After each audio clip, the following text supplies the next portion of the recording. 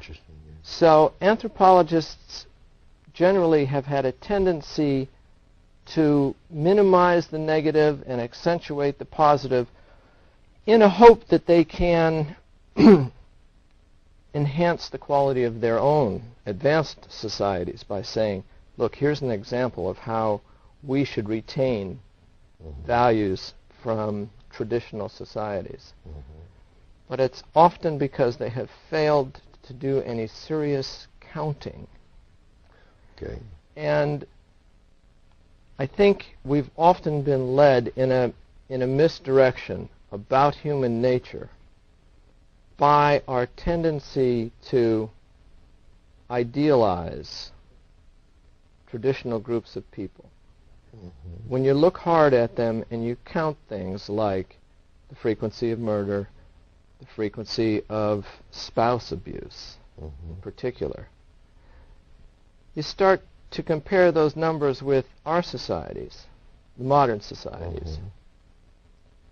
And we start to look like more of the same rather than a degradation of what we used to be. Okay. All right. So that's been my view. That's been a very rude awakening for many anthropologists, but it's a point of view that's been championed by the more scientific anthropologists in recent academic history of anthropology. In particular, people like Napoleon Chagnon, who writes about the Yanomamo Indians. And if we're going to understand the difficulties that we face today in terms of nations clashing with each other, I think we'd gain more insight by reading the work of Chagnon than people like Margaret Mead and Turnbull. Because the good old days weren't so good. With all the knowledge that we've gained since then, and more hopefully the immense amount of knowledge that we have yet to gain, we have a perspective on the universe. And you said that we're just an ephemeral passing entity here on Earth, and that's necessarily true. Every species that evolves is basically scheduled to go extinct through natural selection. But a species can go extinct because it evolves into a new, better adapted species, or because it just dies out as a finish line. The question for us for the future is, can we have descendants that won't be humans? They couldn't interbreed with us because they will have evolved to a more advanced form. Or are we going to just be a dead end in evolution? It's not beliefs in gods that will carry us through to the objective of having descendants, and possibly descendants forever. Perhaps in some form that we currently wouldn't recognize as our descendants, but blue-green algae wouldn't recognize us as their descendants. But we're, I think, a substantial improvement on them in terms of our capacity to direct the future. We're coming to understand evolution and how it works. And our descendants, if we're careful, if we don't blow each other up, will be able to generate evolution, especially if they're cooperating with each other. And so it's objectives like that that could be a more solid basis for cooperation between people.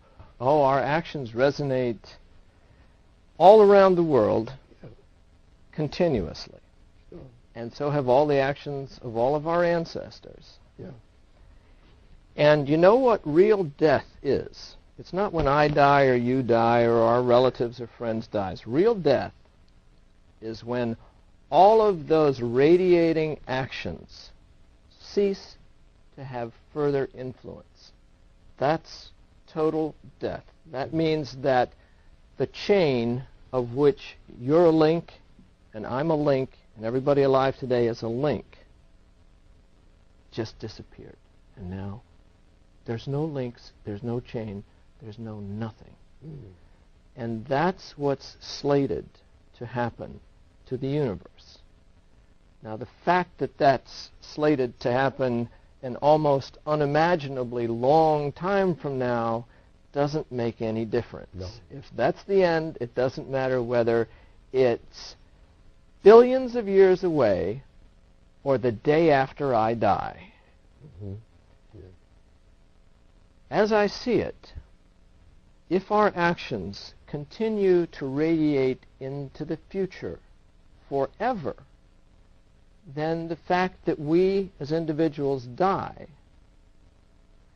doesn't mean that we were nothing, because the good things we did and the bad things we did continue to radiate, and if that radiation continues forever, it will be because most of us did more good things than bad things, because those are the things that keep going. It's the good things. Mm-hmm. So to me, the question of existence isn't do we exist or don't we exist. The answer to the question is it depends on what we do with what we have.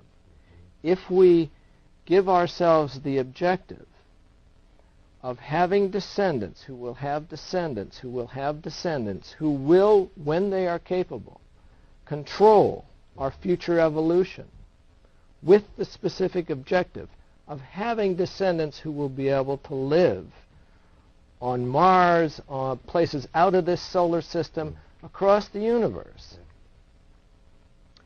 then our good deeds will radiate into the future forever. Now, this is not pie in the sky, but it certainly may not be possible. The thing is, we don't know. I've been a student of cosmology, which is mostly astrophysicists and some nuclear physicists who make predictions about how the universe will end. And the prevailing assumption right now is that the universe will dissipate. It will just become so dilute that every single ray will be outside of the event horizon of every other ray. Nothing will interact with anything. That's the total death of the universe. But I've asked two of the most pessimistic and highly regarded of the world's cosmologists, Steven Weinberg and Stephen Hawking,